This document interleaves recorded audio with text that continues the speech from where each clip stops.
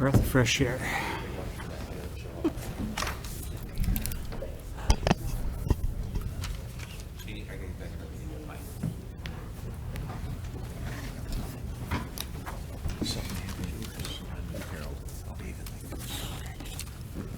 Wow. Bits and pieces. It's not nice. Do we have any water? It's not. No. We went- There's a water shortage here. It's. Oh, they might need some. Okay, that's fine. That's why I bring my own. All right. You can bring your Lincoln Park water. That's Oh, no, I wouldn't drink Lincoln Park water. Would you like some? Yeah, sure. Dan, I talked to them. Hi, Sue. How are you? It's now 6:30. The April 19th work study session will begin. We'll start with the proclamation for Arbor Day. Mr. Mayor. Thank you, Madam Chairman. Good evening, everyone. This is an annual proclamation because of our commitment here in the city of Southgate, longstanding commitment to the value of trees.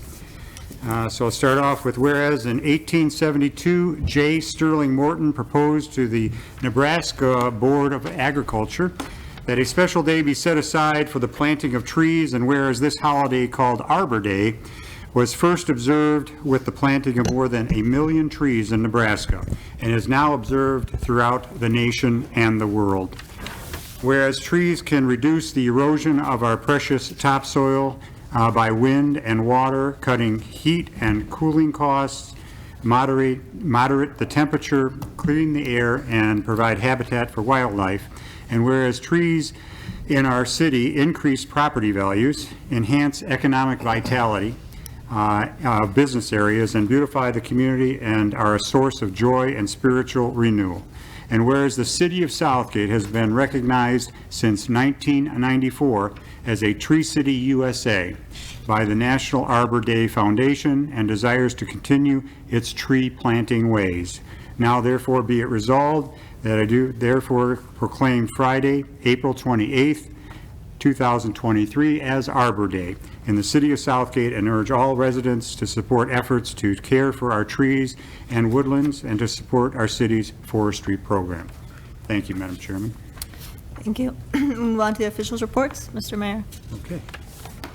All right. Well, as part of our Arbor Day celebration, we will once again be holding an Arbor Day poster competition for our elementary school students. Bob Terabula, our city forester, is coordinating the contest with the school district's elementary school art teachers.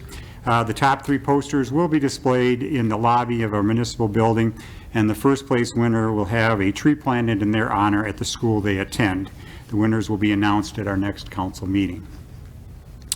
Last Saturday evening, the DDA, with the assistance from the Parks and Recreation Department, hosted our first annual Easter egg hunt, an adult Easter egg hunt called Hoppy Hour.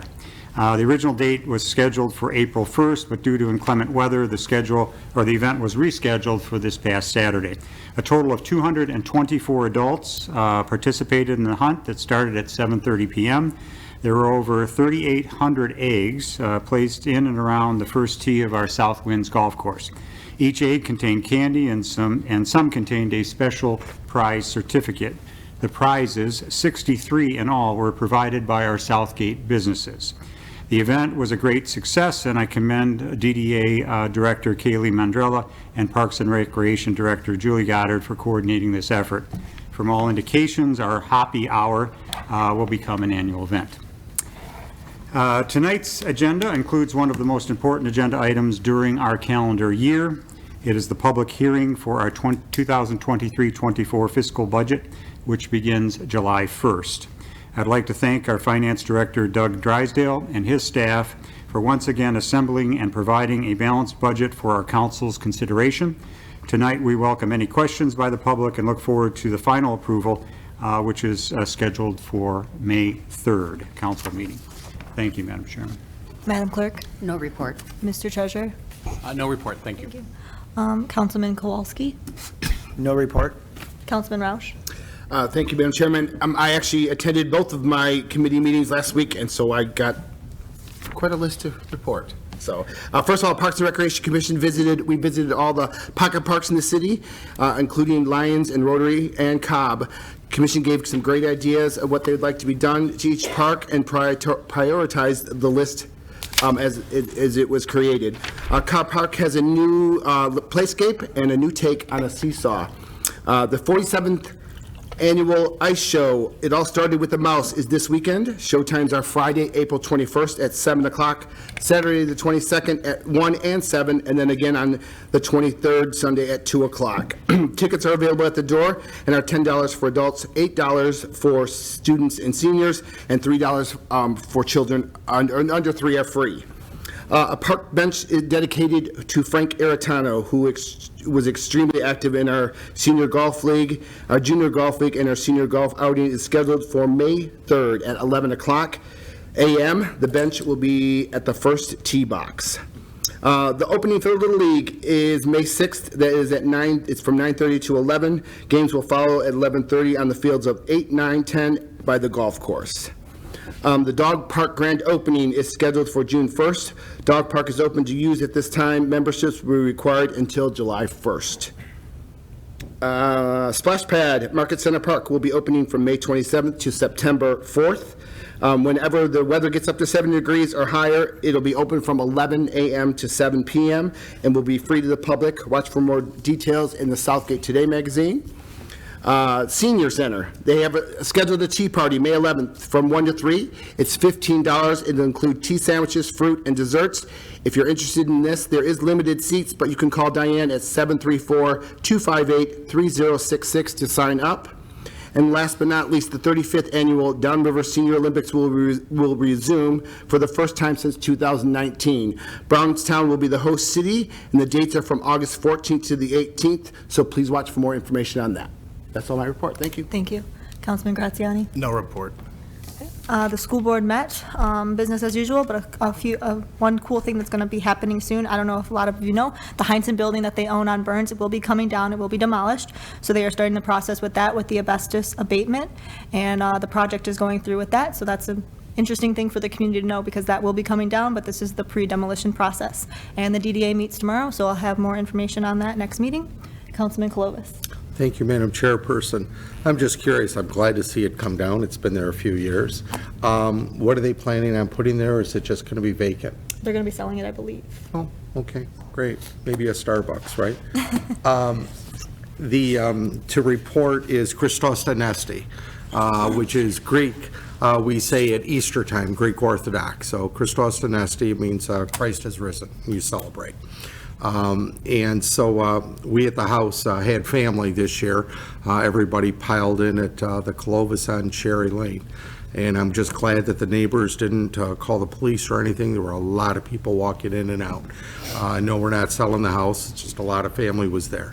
And we had a whole lamb on a spit. First time I did a spit since I was like 10 years old with the family. So we probably scared the heck out of the little kids that came over. But it was a lot of fun, and it was really good, and it's a happy occasion, and we all need more happy occasions in life, that's for sure. I attended the Public Safety Commission meeting with the Southgate Police and Fire. It was at 4:30 today. And Justin Graves is going to be our next fire marshal with the retirement of our current fire marshal. Excuse me, Fire Chief. Or Fire Chief, I apologize. Fire Chief, thank you, Mayor.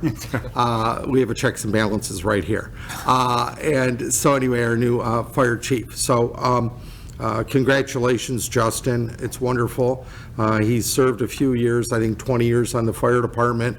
And I said, he looks about 20 years old. So take that as a compliment. We're just envious. So welcome to that position, and you are well qualified, and I'm proud, we are all proud to have you in that position. Thank you. It was reported that the police had training with regard to the records division with FYA, Freedom of Information Act requests. Want to make sure that we do that pursuant to the statute within so many days, or an extension in what the charging is, or else the city could be penalized for it. So plus residents or other people would like records, we want to do what the law says. There's been additional training regarding active shooting with regard to the schools. Certainly, we can never have enough of that, unfortunately. It's not like when we went to school. And we just worried about air raid drills and things like that and going in the basement. So it's different time, unfortunately, for our children, but we have to be prepared. So there's going to have new security systems. I'm not going to get into what the security systems are because that should be kept confidential. These are public meetings. There's ALICE training going on. Community relations the police are doing in that they're going out, talking with the kids in different situations, different arenas, sort of, and telling them about the police, what they do, pamphlets and things like that. So maybe they'll have a career in the future in police or fire work. One officer, very proud, you always hear about, unfortunately, media, bad things that occur with police, and that's what makes the national news or local news. And when something good happens, it should be reported. And I was very impressed, and I think everybody was impressed, was that we had an officer that somebody was attempting suicide in Southgate, and that's a very real thing happening. Whether it's reported or not, it's happening. Mental illness is out there, and just facilities have been closed over the years. Well, he had crisis intervention training, and this officer was not only able to calm the person down from committing suicide, but able to grab the person, bring that person inside their apartment or whatever location, and not commit suicide. And not only that, but actually sit down with the person on the ground and actually have a conversation, calm the person, and discuss life and what's going on and what's good, and really do some mental training. And I'm very proud of our police department that will do that. Anybody can just grab somebody, put handcuffs and take them away or have them committed. But to sit there and take a personal interest in this human being, actions speak louder than words. So thank you very much, Madam Chairperson. I know I went over, but a lot of good things are happening there. Thank you. Councilman George. Thank you, Madam Chair. I attended the art show reception on April 12th at the library. It was well attended. The schools that were participating were Anderson High School, Allen Elementary, North Point, Ford Line, Grogan, and Shelters. The art display will be there until April 26th. So if you get an opportunity, stop in and see all this wonderful artwork by Southgate students. For Star Wars and Harry Potter fans, there are two coming events at the library. For Star Wars, there will be a Jedi Academy training for ages 8 through 17 on Thursday, May 4th. There's two different sessions, one at 4 and one at 5 in the evening, and registration is required. There will be a Harry Potter escape room, and that is on Saturday, May 6th, starting at 12 noon, and this is for ages 12 and up, and no registration is required. The Cates Commission met last night, and they spent a lot of time with DDA Director Kaylee Mandrella going over the summer concerts at Market Center Park. This year, the concerts will be on Tuesdays rather than Thursdays, starting June 20th. The concerts are from 6 to 8 p.m., and there will be vendors from 4:30 to 8 p.m. They are looking to add more activities, and I'll give you more updates on that later. The annual memorial service is set for Thursday, May 25th at 6 p.m., and this Saturday, April 22nd, is National Prescription Take Back Day. So if you've got any prescription or really any medications that are expired or that you no longer need, take them to our police department Saturday, National Prescription Take Back Day. But actually, you can take your drugs to our police department at any time. They have a box there, and you can drop them in and don't have to worry that they're going to get in any wrong hands. And I believe that's all that I have. Thank you, Madam Chair. Councilman Ayers Reese. Thank you, Madam Chair. The Planning Committee met on April 10th of 2023. They are working on a final iteration of the sign ordinance. They're doing some cleanup and possibly doing some bullet points of what was and what's changed. They will be presented to the Planning Committee at their next meeting next month. And if approved, it will be coming before council probably in June. That's it. Thank you. We'll move on to the agenda items. Madam Mr. Chairman, Oh, I'm sorry, Councilman I thought you would get it, but just to remind everyone, on May 6th is also the ribbon cutting ceremony for the new pool. It's at 11 o'clock that morning, so I just want to remind everyone, if you didn't know about that, they're having activities from 11 to 3, but it's kind of running at the same time as the baseball, so do what you can, but try to make whatever you can, whichever event. Thank you. And I promise not to be in a bathing suit that day. Thank you. Mr. Marsh. Okay. Thank you, Madam President. Tonight's, we only have one agenda item, and that is the mayor's 2023-2024 proposed budget, the scheduled public hearing for that budget. The public hearing was moved from the original date of May 3rd to tonight's meeting. With that in mind, and in order to maximize public participation, we're recommending that after the last comments are made today, that the council vote to adjourn the public hearing and then reconvene on May 3rd. That way, if there was anyone planning to come on May 3rd, they can still make their comments and be heard. That's the only agenda item. Are there any questions from council? Okay, that's all. Seeing Thank you. none, we will adjourn the work study and reconvene at 7. You did a nice job. Let's go get an ice cream. Probably make it. I know, let's sprint over the bridge. We could be like your kids again. Dale were here. Dale would be. Dale were allowed. We'd be.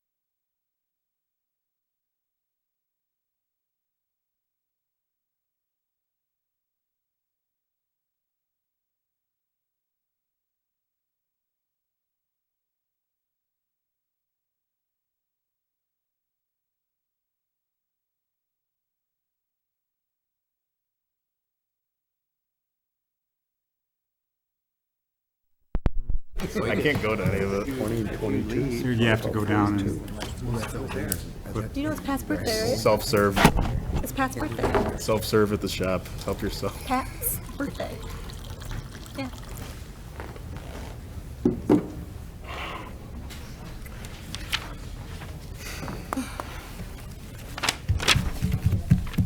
It's actually pretty interesting about budget. Just read the facts briefly about it. I find that comical. Taking council making their own budget. Of course, it's Detroit and Oh, you're talking to her? out of control over there. So new meeting. Well, you can't. That's what this case talks about. That's funny. Actually, let me see. I didn't read the final things. Oh, they did? Yeah, and the council sued. The mayor? Yeah.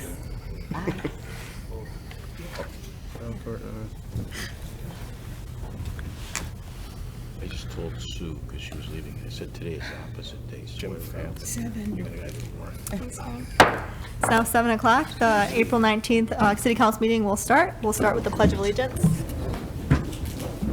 allegiance to the flag of the United States of America and to the republic for which it stands, one nation, under God, indivisible, with liberty and justice for all.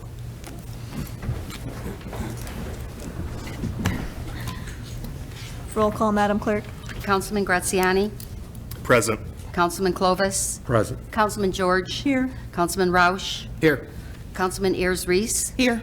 Councilman Kowalski? Present. Here. Jan? Oh, and Here. Councilman Vespa. The best for last.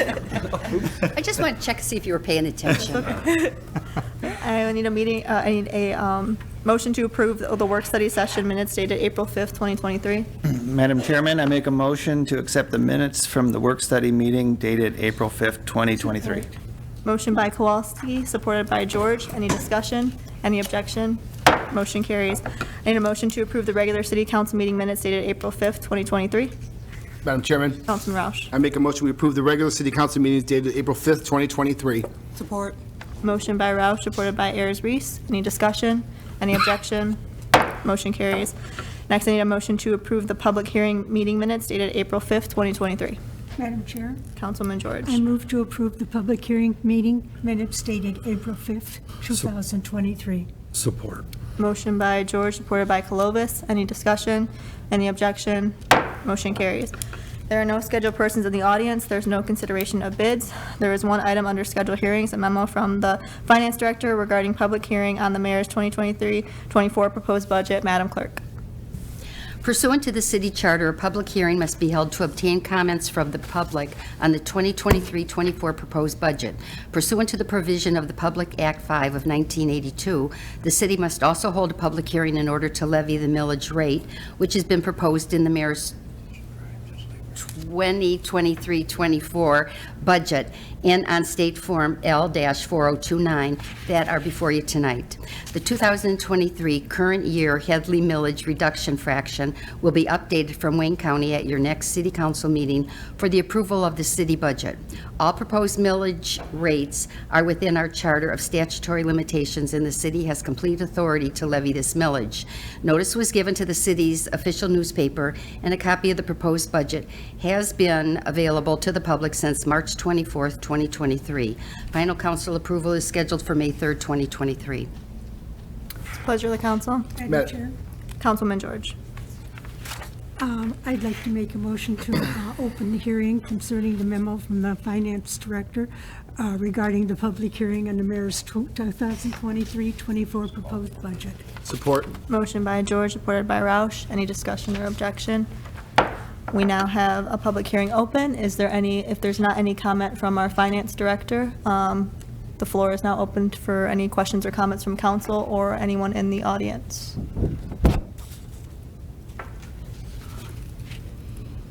Mr. Mayor? Madam Chair, I think it's important that the residents know, as well as those in the audience, that the council and the administration did have a workshop on Saturday, April 1st, to go over the workshop that morning. So there was extensive presentation at that time. It was open to the public. And this isn't the first time it's coming in front of council, but this is a formality in the budget process budget approval process that we have to have this public hearing. So just to acknowledge the fact that we've spent a lot of time on this budget already. If there are no comments, I would entertain a motion to adjourn this public hearing and reconvene it on May 3rd. Madam Chairperson, Councilman Colovis. I'll make a motion that we close this meeting and reconvene on May 3rd, 2023. Support. Motion by Clovis, supported by Kowalski. Any discussion or objection? The public hearing is adjourned and will reconvene on May 3rd. There are no items under Communications A, and there are no item under Communications B. There are no ordinances. Is there any old business the council would like to discuss? Madam Chairman. Councilman Roush. Yeah, this is something we've talked about before, but I'd like to just bring it up. We are painfully aware that the revenue is an important part of keeping the city moving forward and to limit the burden we put on the taxpayers in trying to boost our revenue. We also know that the amount of money that we receive from the state cannot be counted on. We have a solution, I think, that we should present to the voters and let them decide, and that is if we should move forward and allow retail marijuana establishments in the city. The Riverview City Council adopted this approach, and the voters sued the city, and they're currently going through it right now. And on the other hand, the Taylor was forced to put a ballot initiative, and they are trying to handle it right now through other ways, zoning as well as other things. We can craft our own guidelines and decide how many facilities we want the city to have or where we want to allow them in the city. If we opt out to add maybe 5 or 6 facilities or what we feel is right for the city between maybe say 4th Street and Eureka, we can add over $350,000 to our revenue stream, and the amount is expected to grow in the coming years. We currently have over 30 empty buildings just on 4th Street and Eureka alone. Not to mention filling some of these empty buildings, I think it would be our best interest to draft some kind of a ballot proposal specifying the areas that we want to mandate as well as how many facilities we want. I'm open to discussion, but I think this is something that's going to happen. If you talk to anyone, I've talked to many residents who said they think we should at least let them vote on it, as well as if you listen, a ballot initiative is going to come to the city of Southgate. The problem is if a ballot initiative comes and it passes, it's 2 years before we can touch anything on that ballot initiative. It has to go by exactly the way the voters say. I just think that we should, as a council, it's not our decision, it's the voters. They put us in office, we trust them to put us in office. Why can't we trust them with at least to ask them how we should handle this thing? So I'm just curious to see what some of the council members say. Madam Chair? Councilman George. This is something that I've been watching for quite a while.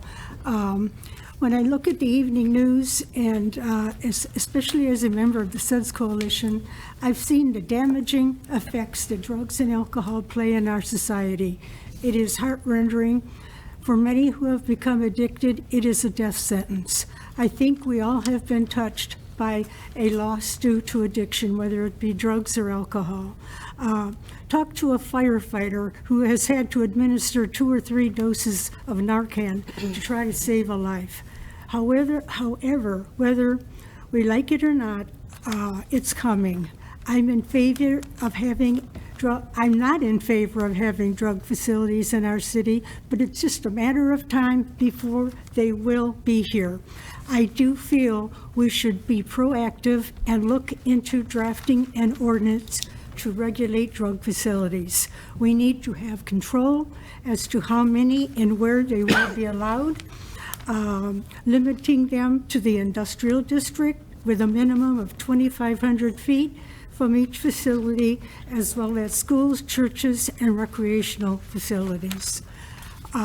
We definitely need input from our police and fire, as this will directly impact them as it relates to health and public safety.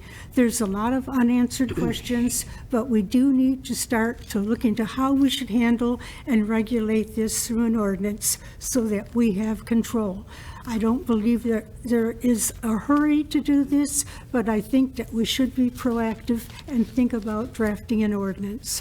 And that's what I have to say about it. Thank you. Madam Chair, can I say something? Madam Clerk. I would like to remind everybody, I don't know if you're familiar with this, but Back at the last presidential election in 2020, shortly before, when our office was extremely busy, we were given petitions to put this on the ballot. The petitioners, the people that went around, were from California, they were from all over, which is perfectly legal. When we went through, and we went through the list twice, we came up short of signatures. And Michelle, do you remember, I can't remember the number of signatures we needed, had to be a percentage of the mayor's, or I think it was a state, I think it was a governor's election, we had to have a percentage of or something, or the mayor's, whatever, but we had guidelines and rules to go by. That tells me, shows me strongly that the Southgate people are not for it. So I just want to make sure everybody's aware of that. Thank you. Madam That's all I Chairman. have. Councilman Rouse?